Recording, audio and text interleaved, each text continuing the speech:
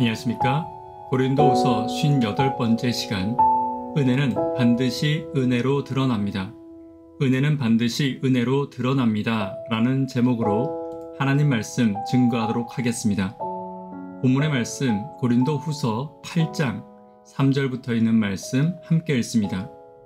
내가 증거하노니 저희가 힘대로 할 뿐 아니라 힘에 지나도록 자원하여 이 은혜와 성도 섬기는 일에 참여함에 대하여 우리에게 간절히 구하니, 우리의 바라던 것뿐만 아니라 저희가 먼저 자신을 주께 드리고 또 하나님의 뜻을 쫓아 우리에게 주었도다.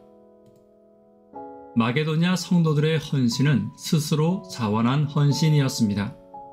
고난을 당하는 성도들을 향한 마게도냐 성도들의 사랑의 마음은 하나님 보시기에 귀하고 귀한 마음이었습니다. 또한 어제 말씀드린 것과 같이 마게도냐 성도들의 삶 역시 넉넉하지 않았습니다. 오히려 마게도냐 성도들에게 물질적, 재원적 지원이 필요한 상태였기 때문에 바울은 그들에게 부탁하는 것이 매우 부담스러웠을 것입니다.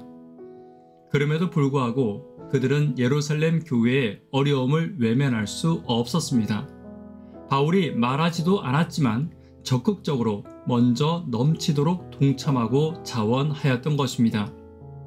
오늘은 마게도냐 성도들의 사랑의 동기를 함께 살피며 우리에게도 같은 사랑의 헌신과 형제를 사랑하는 사랑이 함께 있기를 간절히 바랍니다. 첫 번째로 형제를 살피는 일은 귀한 특권입니다. 4절입니다.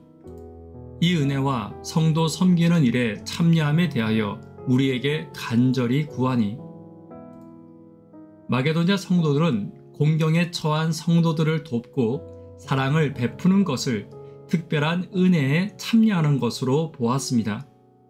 공동 번역에는 4절의 은혜를 특권 혹은 특전으로 번역하고 있습니다. 마게도냐 성도들은 이 특권을 나누어 달라고 바울에게 특별히 부탁하고 있는 것입니다. 당시 예루살렘을 포함한 유대 전체는 로마의 클라우디오가 통치하던 때에 있었던 심각한 기근으로 대단히 궁핍한 생활을 하고 있었습니다. 더구나 예루살렘의 성도들은 대부분 어려운 환경 가운데 있었고 도움을 청하고 기대할 친구조차 없는 상황이었습니다. 또한 예루살렘의 성도들은 같은 유대인으로부터도 종교적인 핍박을 당하고 있었고, 이런 상황에서 오직 도움을 기대할 수 있는 곳은 같은 성도들로부터의 위로와 도움뿐이었습니다.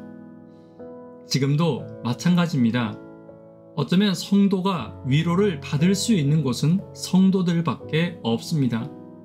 또한 하나님은 성도들을 통하여 성도를 위로하기를 원하십니다. 성도들의 위로를 통하여 성도들이 하나님 만나기를 원하고 계신 것입니다. 오늘 성도들을 위로하는 하나님의 도구가 되는 은혜를 함께 누리는 저와 여러분 되기를 간절히 바랍니다. 두 번째로 형제를 살피는 일은 받은 은혜를 아는 증거입니다. 마게도냐 성도들이 은혜를 나누는 것에 더 적극적이었던 이유는 그들도 가난하고 그들도 핍박 가운데 있었기 때문입니다. 그렇기에 누구보다 가난한 자의 마음과 핍박받는 자의 아픔을 더 잘 알고 있었습니다. 그리고 이것이 하나님께 받은 은혜를 감사하는 자들의 증거가 되었습니다. 하나님께 받은 은혜를 모르는 성도는 자신이 당하는 고난과 자신이 당하는 어려움 외에는 보지 못합니다. 다른 성도들의 고난을 보지 못하고 오히려 고난당하는 성도들을 정죄하고 이해하지 못하며 그들의 마음을 더 아프게 할 때도 있을 것입니다. 그러나 하나님께 받은 은혜를 아는 성도는 다른 성도의 마음을 먼저 살피는 은혜가 있습니다. 이처럼 은혜는 반드시 은혜로 드러날 것입니다. 형제를 향한 사랑으로 드러나며 이웃에 대한 이해와 용서로 드러나게 될 것입니다. 오늘 은혜 받은 자의 은혜가 이웃을 향하여 성도를 향하여 항상 넘치는 은혜로 드러나는 저와 여러분 되기를 간절히 바랍니다. 세 번째, 형제를 살피는 일은 자신을 죽게 드리는 것입니다. 5절입니다. 우리의 바라던 것뿐 아니라 저희가 먼저 자신을 죽게 드리고 또 하나님의 뜻을 쫓아 우리에게 주었도다. 마게도냐 성도들이 보여준 헌신의 행위는 일반적인 헌신보다 더 큰 헌신과 신앙의 모습이었습니다. 단지 그들은 동정이나 인간적인 사랑으로 헌신한 것이 아닙니다. 자신을 죽게 드리는 마음으로 헌신하였음을 본문은 말하고 있는 것입니다. 그들은 그리스도로 인하여 하나님의 은혜로 구원을 얻었고 이제 내가 하나님의 소유가 되었으니 하나님께서 원하시는 곳이라면 그들 자신을 온전히 드릴 준비가 되어 있는 것입니다.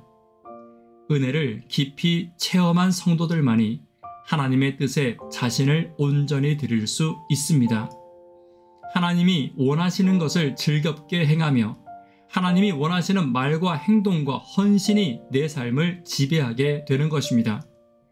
그리고 하나님은 하나님께 온전히 말과 행동과 생각과 헌신을 드리는 하나님의 소유된 백성들을 높이시고 칭찬하시고 복주시기를 주저하지 않을 것입니다. 그러나 은혜를 모르는 성도들은 은혜를 말하지도 않고 은혜를 드러내지도 못합니다. 성경은 알지만 강팍한 자로 살고 마치 바리새인과 같이 자신을 주장하기 위해 살 것입니다. 반대로 은혜를 아는 성도는 자신을 죽게 드리고 하나님의 뜻대로 형제를 사랑하고 형제를 이해하고 형제를 돌보는 예수님의 일에 참여하게 될 것입니다. 오늘 우리에게 주신 은혜대로 은혜를 행하고 은혜를 말하는 저와 여러분 되기를 간절히 바랍니다. 말씀의 결론 맺도록 하겠습니다. 은혜는 은혜로 반드시 드러나게 되어 있습니다. 형제를 살피는 일은 특별한 은혜입니다. 형제를 살피는 일은 받은 은혜를 아는 증거입니다.